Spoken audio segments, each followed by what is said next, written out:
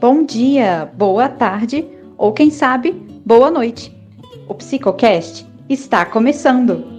Esse é o episódio 8 de um podcast que alia arte e saúde mental. No episódio de hoje, falaremos um pouco sobre transtornos em que há escuta de vozes, como é o caso da esquizofrenia. Eu sou a Laila. E eu sou a Andressa. Somos estudantes de medicina da Universidade Federal dos Vales do Jequitinhonha e Mucuri, a UFVJM.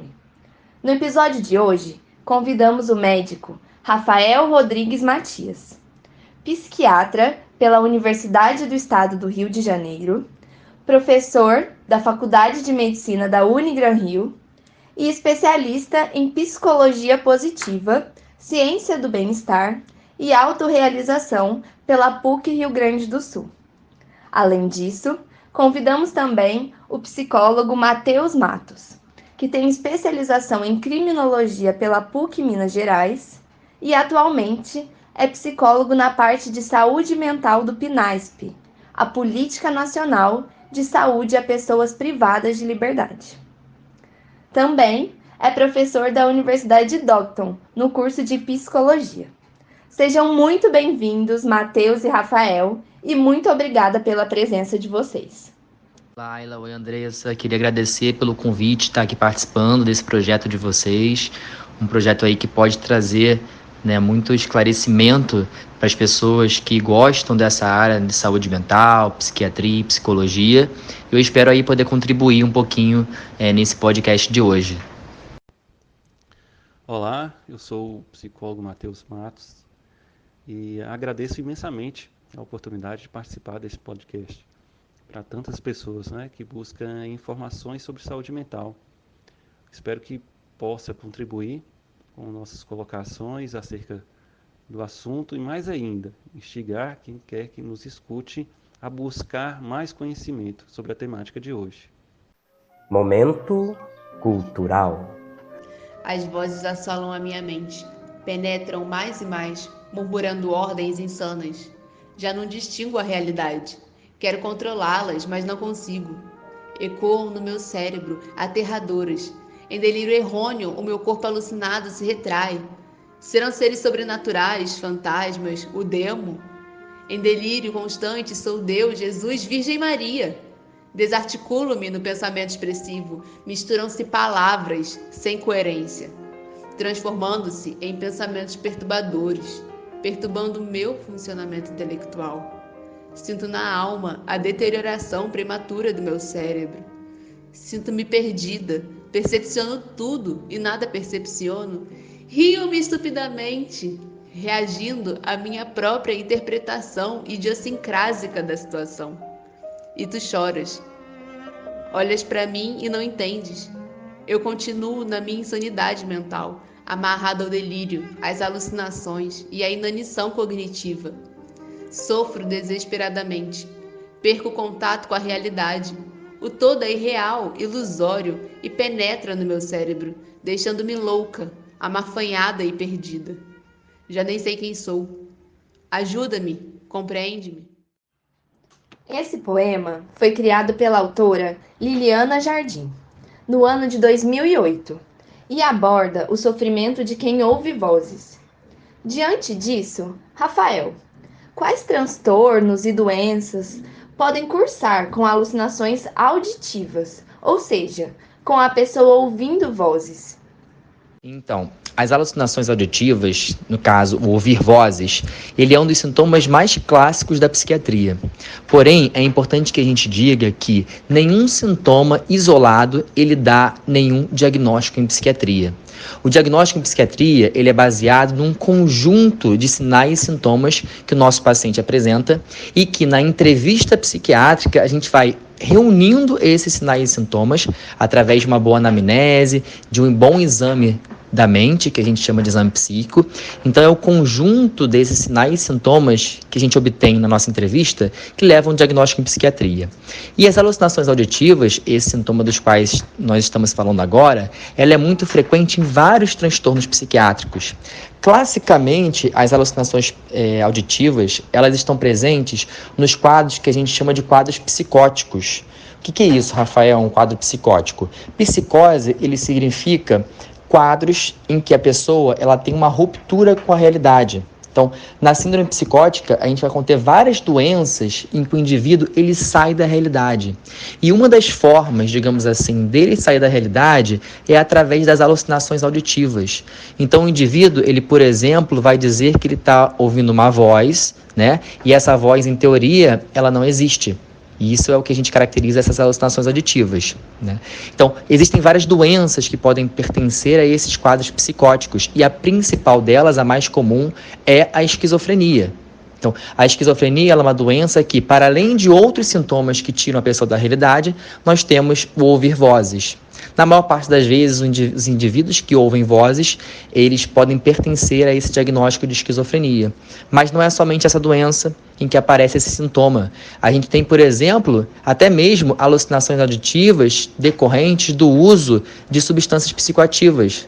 Então, um indivíduo, por exemplo, que usa uma substância psicoativa, ele pode ter como sintoma as alucinações auditivas, bem como outros quadros psiquiátricos, outros sintomas psiquiátricos. Existem ainda outras doenças psicóticas, né, além da esquizofrenia, que cursam com alucinações auditivas. Nós podemos ter as psicoses breves, né, são quadros psicóticos que duram menos tempo, duram cerca de um mês. Nós temos o transtorno esquizofreniforme, o transtorno esquizoafetivo. Então, é importante só reforçar essa característica da alucinação auditiva ser apenas um sintoma e não um diagnóstico. Para vocês terem ideia, até mesmo nos transtornos de humor, né, doenças altamente frequentes, como, por exemplo, o transtorno bipolar e a própria depressão maior, esses transtornos também podem cursar com alucinações auditivas nos quadros mais graves, né? Nós temos, por exemplo, as depressões psicóticas, as depressões em que o indivíduo sai da realidade, e uma possibilidade desse indivíduo sair da realidade é ouvindo vozes, muitas vezes vozes de comando, vozes com conteúdo depreciativo, vozes que podem mandar a pessoa se matar. Isso pode acontecer na depressão maior e também na fase depressiva do transtorno bipolar, e também na fase maníaca do transtorno bipolar, em que o indivíduo, na hora da euforia ou daquela elação do humor, ele pode também ouvir vozes com diversos tipos de conteúdo. Então, a alucinação auditiva não é exclusiva de nenhum transtorno psiquiátrico, é apenas um sintoma que percorre vários transtornos psiquiátricos, tá bem? E muitas vezes, a pessoa que sofre de algum transtorno em que a fuga da realidade pode não saber diferenciar muito bem o que se passa em sua mente. Então, Matheus, quais as diferenças entre alucinação, ilusão e delírio, que a gente tanto ouve falar e não sabe o que significa? Tá, então vamos tentar ser sucinto e didático, porém ficar um pouco extenso, né? Porque são 3 questões aí distintas. Então, primeiro, o delírio. Delírio é quando uma pessoa tem certeza de algo ou de alguma coisa, mesmo sem nenhuma evidência real daquilo. Tá? Então, existe na pessoa uma alteração do juízo dela, né? Da capacidade de discernir a verdade do erro, distinguir qualidades. Então, a pessoa tem alteração também do uso da lógica para validar ou então para rejeitar algumas questões, algumas sentenças. Essas alterações na função mental podem levar a ideias delirantes de diversos temas mesmo. Então, vou dar alguns exemplos aqui. Pode ter um delírio de grandeza, né? De perseguição, tem um delírio de influência ou de controle.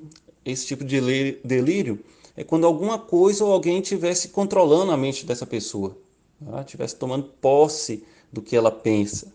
E às vezes esse delírio ele pode se juntar com um delírio de perseguição, que alguém está perseguindo, né, quem está delirando. Tem um delírio erótico, ou então o que nós chamamos de erotomania. A pessoa afirma que ela está apaixonada por ela, pela pessoa que está delirando. E essa pessoa que está apaixonada por ela são pessoas importantes, artistas, cantor famoso, uma mulher bem rica. É sempre nessa relação de que o outro que se apaixona é alguém de um destaque social. Então pode também imaginar que a médica está apaixonada por ele. Tem outros tipos de delírio: delírio de ruína, delírio de culpa, delírio fantástico, delírio o que a gente chama de mitomaníaco, aquela pessoa que ela é como se fosse um deus. Então, o delírio seria isso. As alucinações já são percepções de coisas que não estão ali, presentes. Sejam elas imagens, sons, mas a pessoa acredita com convicção de que são reais. Então, essas alterações, ela está mais para a sensopercepção do paciente, onde que ele vai ouvir, vai ver, vai sentir, sem a presença de um estímulo real, como se estivesse na presença dele, uma espécie de ruptura da realidade. Já a ilusão, que também é uma alteração referente à sensopercepção, vai se diferenciar da alucinação por conta que o estímulo está presente. O que muda é a questão de perceber esse estímulo. Então, ela percebe de forma distorcida. Então, na alucinação, a pessoa vai escutar vozes, mas não tem ninguém que fale alguma coisa. Ela vai ter visões, mas ela não está vendo nada real de fato. Na ilusão, ela já vê. Então, o paciente, geralmente, ele vê pessoas, vê monstros, vê animais, entre outras coisas, a partir de estímulos visuais. Por exemplo, vê um móvel e aí acha que é um monstro, vê a roupa e acha que é um fantasma, vê algum objeto e acha que é um animal. Então, a ilusão é como se ela distorcesse a realidade que está apresentando a ela. Geralmente, segundo o imaginário da população em geral, quando alguém apresenta sintomas como os que o Matheus tão bem descreveu, associa-se logo a alguém com esquizofrenia.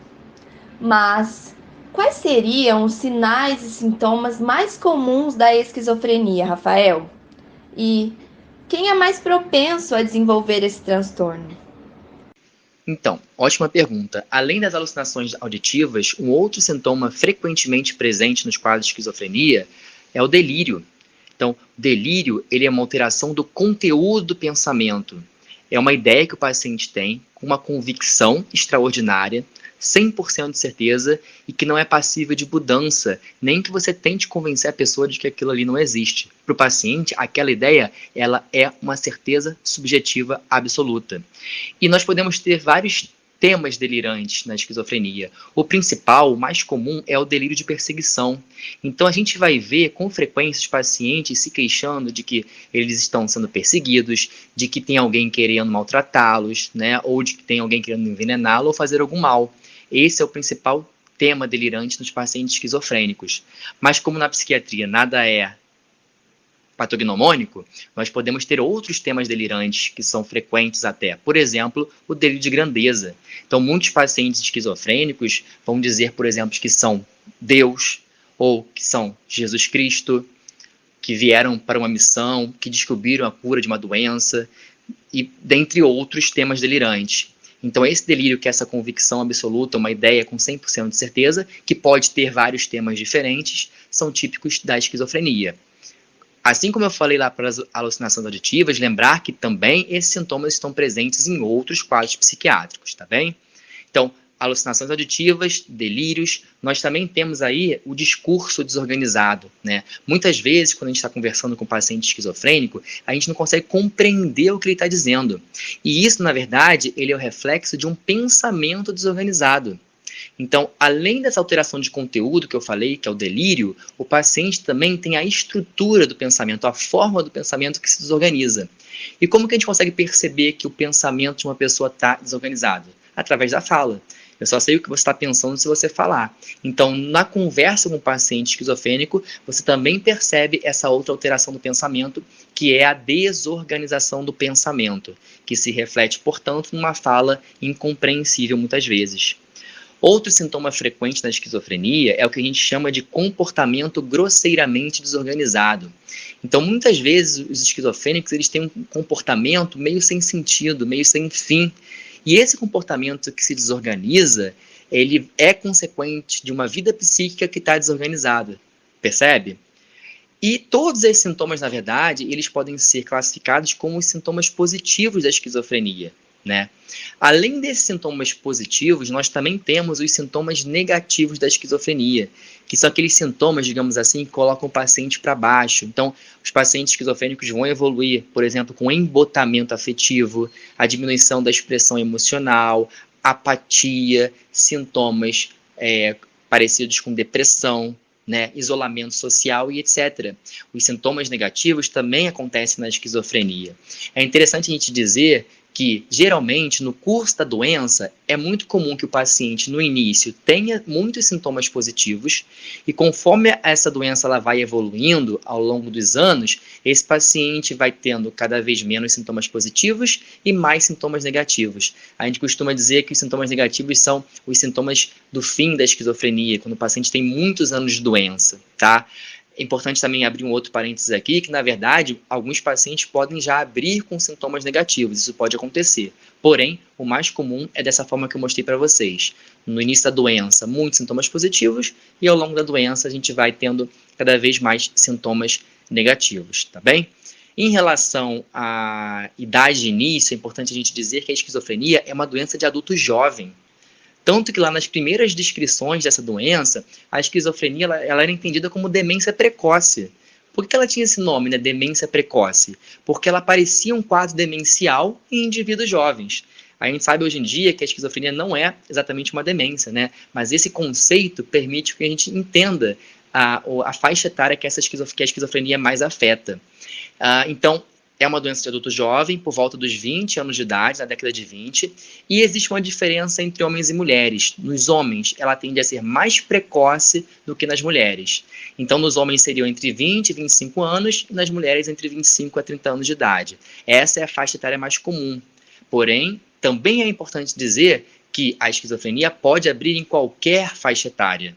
Então, pode abrir de forma mais precoce ou até mesmo em idades mais tardias. Inclusive, a gente sabe que no sexo feminino existiria ali um segundo pico na meia-idade, tá bom? Mas, tipicamente, é uma doença de adulto jovem.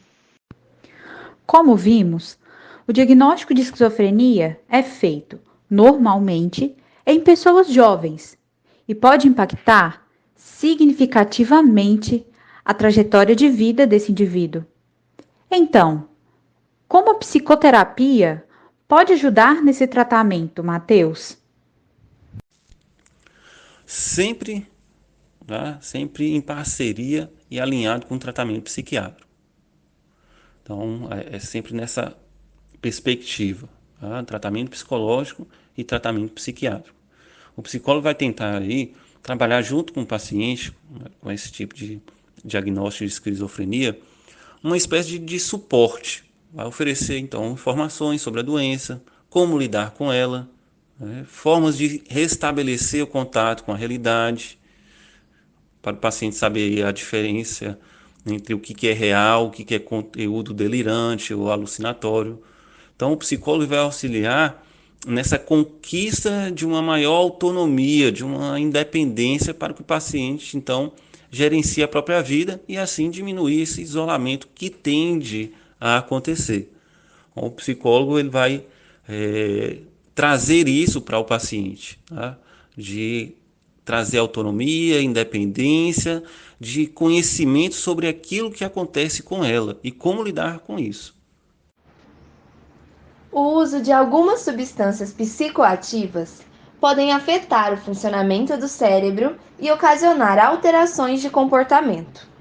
Pensando nisso, qual seria a relação entre o uso de drogas e a ocorrência de surtos psicóticos, Rafael? E como agir diante de um quadro desse? Excelente pergunta, e eu vou aproveitar para abrir um pouco mais o leque, né, em relação entre o uso de substâncias psicoativas, de drogas, né, e sintomas psicóticos. A gente tem algumas possibilidades que podem acontecer nesse tema. Então, o que pode acontecer? Então, existem pessoas que, durante o uso de drogas, elas vão desenvolver algum sintoma psicótico, dentre esses que eu mostrei para vocês anteriormente: delírio, alucinação, comportamento desorganizado, pensamento desorganizado. Por que acontece isso, gente? Porque, na verdade, do ponto de vista bioquímico, né, esses sintomas positivos da esquizofrenia, eles são ocasionados por um excesso de dopamina numa via dopaminérgica específica no cérebro. E muitas drogas, quando o indivíduo usa essas drogas, acontece a mesma coisa, o excesso de dopamina. Então, esses sintomas positivos, delírio, alucinação, entre outros, são ocasionados por excesso de dopamina em vias dopaminérgicas específicas, que pode acontecer com uma doença ou pode acontecer devido ao estímulo de uma droga exógena, né, que entrou no organismo. Então, alguns pacientes, portanto, desenvolvem sintomas psicóticos quando eles usam algumas drogas, por exemplo, cocaína, ou quando eles estão abstinentes a algumas drogas. Isso, inclusive, é um diagnóstico psiquiátrico, né? Sintomas psicóticos induzidos pelo uso ou abstinência de uma substância. Isso é uma possibilidade. Existe uma outra coisa que a gente fala muito frequentemente, que algumas drogas podem precipitar a abertura de um quadro esquizofrênico num paciente, obviamente, que já tem a genética para a esquizofrenia. Então, a droga ela pode funcionar como um start. A droga ocasionou como um start, ela precipitou a abertura de um quadro esquizofrênico. E por incrível que pareça, a droga mais associada a isso é a maconha, principalmente quando ela é utilizada de forma precoce, ali antes dos 16 anos de idade. Então essa é a segunda relação importante entre droga e esquizofrenia. E uma terceira relação muito importante é essa: é um indivíduo que já tem um diagnóstico da doença e ainda faz o uso de drogas em cima disso, né? Então esses indivíduos, quando eles usam drogas, eles acabam fazendo com que aconteçam mais surtos. O que é um surto, Rafael? O surto é uma agudização do quadro, né? Então, a pessoa é esquizofrênica, ela tem lá os sintomas, mas de vez em quando a pessoa pode ter uma agudização do quadro. E uma das principais causas, né, de agudização do quadro é o uso de substância psicoativa ou droga no indivíduo que já tem um diagnóstico de esquizofrenia. Então, é sempre importante a gente acolher esses pacientes e entender que o uso de drogas tem grande chance de piorar o quadro, de precipitar agudizações do quadro. É importante que a gente possa perceber, identificar isso, para que a gente possa orientar esses pacientes da melhor maneira possível. Acho que o uso de drogas e a esquizofrenia é um dos temas que mais provocam curiosidade. Outras dúvidas recorrentes estão relacionadas ao conteúdo das alucinações auditivas. Elas podem fazer acusações, dar comandos ou até mesmo sugerir a realização de atos violentos. Sendo assim, muitas pessoas nutrem certo preconceito de pacientes esquizofrênicos, por exemplo, devido ao medo de que cometam alguma agressão. Mateus, é comum ocorrerem agressões físicas durante surtos psicóticos? Então, vamos lá, vamos responder essa pergunta aqui com bastante cautela, né? Porque assim, o comportamento agressivo não deve ser associado à esquizofrenia, ainda mais porque a maioria dos pacientes eles não são agressivos em nenhum momento ao longo do transtorno, tá? Uma minoria, tá, pode ter reação impulsiva, ataques de raiva ou fúria, geralmente nessas fases mais agudas, como o surto, mas melhora significativamente com tratamento psiquiátrico e psicológico. A questão é que são casos isolados, né? E esses casos causam de alguma forma um grande impacto social e aí causa essa forma de preconceito, né? De fantasias que às vezes é criada aí pelas relações midiáticas, como filme, reportagens, que tenta associar, por exemplo, um serial killer à esquizofrenia, a loucura. Então cria-se aí um enorme temor em algo um caso isolado. Se a gente for pensar que a esquizofrenia atinge cerca de 1% da população mundial, e se a gente fizer um recorte desse 1%, comparando aqui o Brasil, nós teríamos cerca de 2 milhões de brasileiros, não é? Com a esquizofrenia. Vamos imaginar então que teríamos 2 milhões de pessoas violentas, agressivas, né? o que não é o caso, né? Que a gente pode perceber. Então são casos muito isolados, pode acontecer, mas são casos mais raros. Matheus e Rafael, muito obrigada pela presença de vocês no nosso podcast. As portas do PsicoCast estarão sempre abertas para vocês. E sintam-se sempre muito bem-vindos. Então, aí de agradecer, obrigado pelo convite, por estar participando aí desse projeto que é bem legal, bem interessante. A saúde mental aí está cada vez mais importante na vida de todos nós, né? E trazer esse conhecimento para as pessoas de uma forma geral é algo que pode aí engrandecer, né? E traz muitos benefícios para todos nós. Muito obrigado aí, espero ver vocês no próximo encontro. Um abraço. Mais uma vez, eu que agradeço pela oportunidade, sempre a oportunidade não só de falar, mas de aprender, e trazer essas informações, falar desses assuntos é extremamente prazeroso para mim. Então, agradeço a cada uma das pessoas que tiraram tempo aí da vida deles para escutar esse podcast e que eles permaneçam escutando os outros episódios também, que já foram gravados e os próximos que virão. E me coloco à disposição, sempre que puderem e precisarem, pode contar com a gente. O nosso podcast está chegando ao fim, mas enquanto o nosso próximo episódio não sai, aqui vão algumas sugestões de produções artísticas. A primeira indicação é o filme Uma Mente Brilhante. John Nash é um gênio da matemática que, aos 21 anos, formulou um teorema que provou sua genialidade e o tornou aclamado no meio onde atua, sendo até mesmo premiado com um Nobel. O filme retrata alguns sintomas e a luta do matemático para aceitar seu diagnóstico de esquizofrenia. Baseado em fatos reais, o filme mostra as dificuldades do tratamento com os medicamentos da década de 60 e como viver em sociedade com esse transtorno. Um ótimo filme na luta contra a psicofobia. E você, Andressa, vai indicar o que hoje? Então, Laila, hoje eu vou indicar o livro A História de Beta. O livro autobiográfico da interna de uma instituição psiquiátrica, Beta da Rocha, narra, em primeira pessoa, o fluxo de consciência de uma portadora de esquizofrenia. E ainda, as condições a que pessoas eram submetidas em manicômios. É um testemunho vivo da importância de se reformular o tratamento em saúde mental. Vale muito a pena conferir. O PsicoCast foi criado com o intuito de melhor abordar o tema da saúde mental e de combater os preconceitos em relação a essa temática. Obrigada, ouvintes, por ficarem até aqui com a gente. Não deixem de nos seguir no Instagram, @psico.educação, sem o cedilha e sem o tio. Lá você encontra postagens sobre os principais temas abordados por aqui e o nome de livros, músicas ou filmes indicados em cada episódio. E não percam os próximos episódios, hein? Quinzenalmente, nas quintas.